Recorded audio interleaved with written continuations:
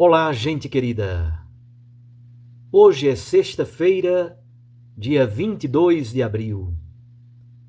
Nós estamos na oitava da Páscoa.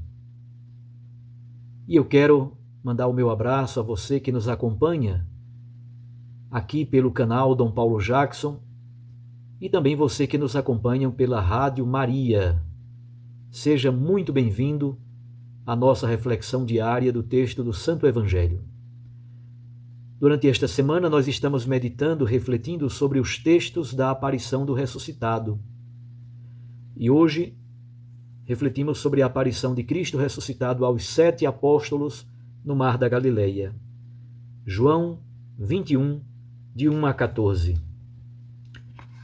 Naquele tempo, Jesus apareceu de novo aos discípulos à beira do mar de Tiberíades. A aparição foi assim.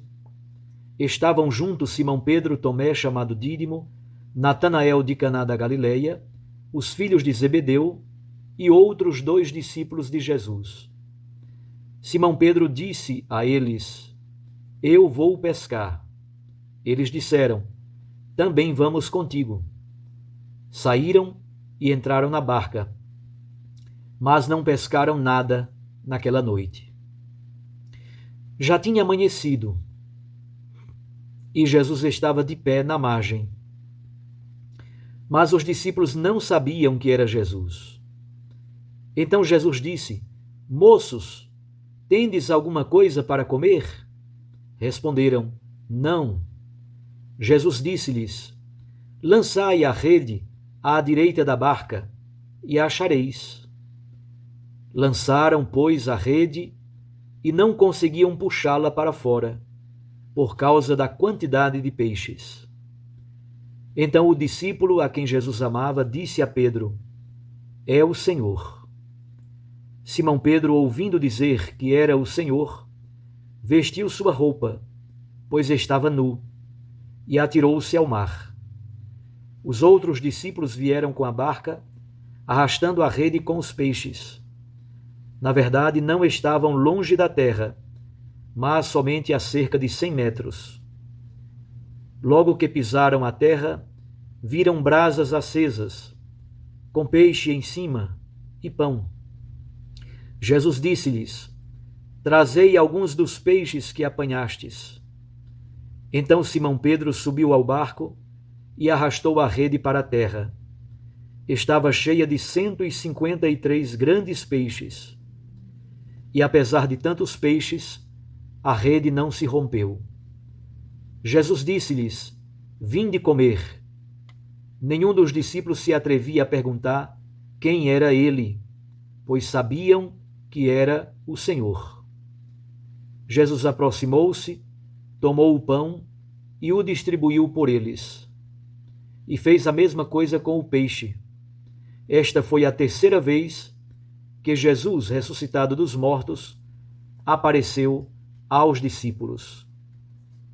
Palavra da salvação. Glória a vós, Senhor. Minhas irmãs e meus irmãos, nesse texto do Evangelho de João, quase no finalzinho do Evangelho, o evangelista mistura a tradição da pesca milagrosa, que aparece também em Lucas 5, de 1 a 11, com uma refeição pós-pascal. E nesta refeição, de algum modo, acontece novamente o chamado dos discípulos e o envio missionário, especialmente no ambiente paganizado, no ambiente gentílico. O contexto é muito simples. O local é o Mar da Galileia, onde Jesus desenvolveu praticamente todo o seu ministério público. Junto ao lago de Tiberíades, conhecido também como Mar da Galileia, ou Lago de Genezaré, ou Lago de Quinerete. Os personagens são 7 dos seus apóstolos. Alguns têm nomes: Pedro, Tomé, Natanael e os 2 filhos de Zebedeu, isto é, João e Tiago. Destes 5, nós conhecemos os nomes. O texto bíblico diz: mas outros 2 estavam presentes. Pedro então decide pescar, os outros foram com Pedro, pescaram a noite inteira, mas não apanharam nada. Começa então o segundo movimento do texto, versículos 4 a 6. A pescaria fecunda dentro de um relato de vocação. De manhã, Jesus está na praia, mas os discípulos na barca não o reconheceram. Jesus lhes pergunta se eles têm alguma coisa para comer. Eles respondem que não, porque a pesca foi profundamente infrutífera. Jesus então dá uma orientação: lançai a rede à direita da barca. Lançaram-na e nem podiam arrastá-la. Tamanha era a quantidade de peixes, e aí se demonstra a fecundidade da missão. A direita, na Bíblia, é o local dos escolhidos de Deus. Percebam também a grande oposição. O versículo 3 termina dizendo que eles pescaram a noite toda, mas não apanharam nada.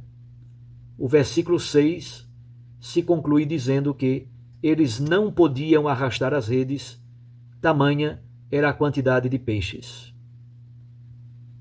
Começa, então, o terceiro movimento do texto. A relação entre João e Pedro no diálogo com o mestre que está na praia. O discípulo amado reconhece: é o Senhor. Mas é Pedro que está nu, veste a roupa e pula ao mar. Mais uma vez, como naquele famoso texto da corrida ao túmulo, o discípulo amado é o primeiro que reconhece que é Jesus ressuscitado. É o Senhor. Como da outra vez, Pedro entrou no túmulo. Dessa vez, é Pedro que pula na água. Há também uma bela oposição entre Pedro que veste a roupa e Pedro que está nu. A roupa é símbolo da nova identidade.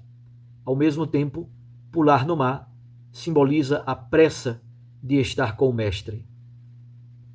Quando eles pisaram na terra, perceberam que havia um fogo preparado e peixe e pão que eram assados. Aqui Jesus diz algo profundamente belo e simbólico. Jesus pede que os discípulos tragam alguns peixes daqueles que eles apanharam. O que significa isso? É a vinculação entre os peixes de Jesus, que já estão na brasa assando, e os peixes que são apanhados pela missão da igreja. É um modo de dizer que a missão da igreja é a mesma missão de Jesus. Há uma unidade fundamental entre Cristo e a igreja. Há uma comunhão fundamental entre a missão de Cristo e a missão da igreja. Simão Pedro então arrasta as redes para a praia e eles encontram 153 grandes peixes. E mesmo assim, a rede não se rompeu.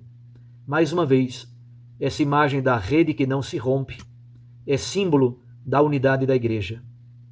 Quanto ao número 153 grandes peixes, já foram feitas muitas possibilidades de interpretação. Foram propostas inúmeras possibilidades. Muito provavelmente, 153 grandes peixes quer significar apenas a abundância, a grande quantidade de peixes. Basta lembrar do milagre do vinho em Caná da Galileia, quando houve vinho em abundância, em João 2. Basta lembrar do pão partilhado no deserto, João 6. Todos comeram pão com fartura e abundância. Muitos autores já tentaram dar uma interpretação ao número 153 a partir da gematria. Isto é, o número seria o número 17 explicado gematricamente. Se você somar o número 17 decomposto, 1 mais 2 mais 3 mais 4 mais 5 mais 16 mais 17, isto é, de 1 mais 2 até mais 17. esta soma dará 153. É uma possibilidade essa explicação gemátrica da gematria, porque 153 seria o chamado número triangular. É possível.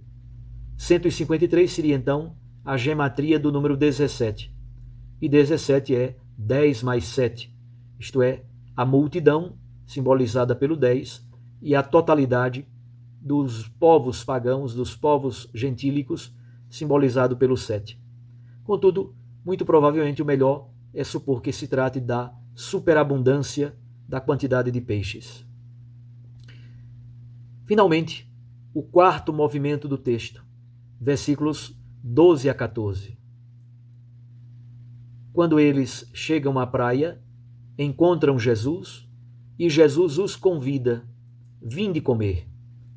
Aí, como aconteceu também com os discípulos de Emaús, eles perceberam que era Jesus. Se lá no versículo 4 eles não reconheceram que era Jesus, agora no versículo 12 eles sabiam que era o Senhor. Jesus então aproximou-se, tomou o pão, distribuiu e fez o mesmo com o peixe. Percebam que a estrutura da narrativa é eminentemente eucarística. O texto se conclui dizendo que era a terceira vez que Jesus ressuscitado apareceu aos discípulos. Apareceu a Maria Madalena, em João 20, de 11 a 18, junto ao túmulo. Apareceu aos 11 discípulos e a Tomé, em João 20, de 19 a 29, na casa. E agora aparece aos 7, junto ao lago de Tiberíades. Nós poderíamos dizer que o texto tem o grande objetivo de unir a vocação com a missão, especialmente a missão endereçada aos gentios. Trata do apostolado, simbolizado pela pescaria, trata da liderança de Pedro, que pula na água e vai ao encontro do Mestre, trata da fecundidade da missão, trata da Eucaristia, trata do reconhecimento de Cristo ressuscitado no seio da comunidade eclesial e desta vinculação fundamental entre a missão da Igreja e a missão de Cristo. Na verdade, o texto é todo perpassado por símbolos. O símbolo da noite e da manhã, o símbolo da nudez e do vestido, o símbolo da rede que não se rompe, a relação entre o mar e a margem, tem elementos simbólicos belíssimos e fundamentais. Mas guardemos esta beleza da vinculação entre a missão da Igreja e a missão de Cristo. E tudo isso perpassado por um conteúdo eminentemente eucarístico.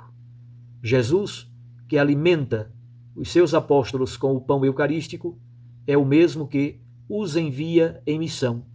E esta missão deve acontecer, especialmente por causa do número 7 dos apóstolos. Essa missão deve expandir-se pelos 4 cantos do mundo.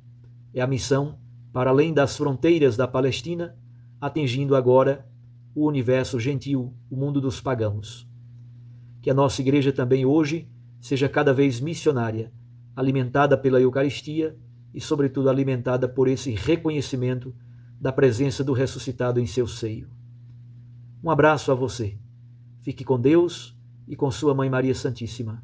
Eu os abençoo, em nome do Pai, e do Filho, e do Espírito Santo. Amém. Recorde que a palavra aquece o coração, e a Eucaristia nos lança para a missão.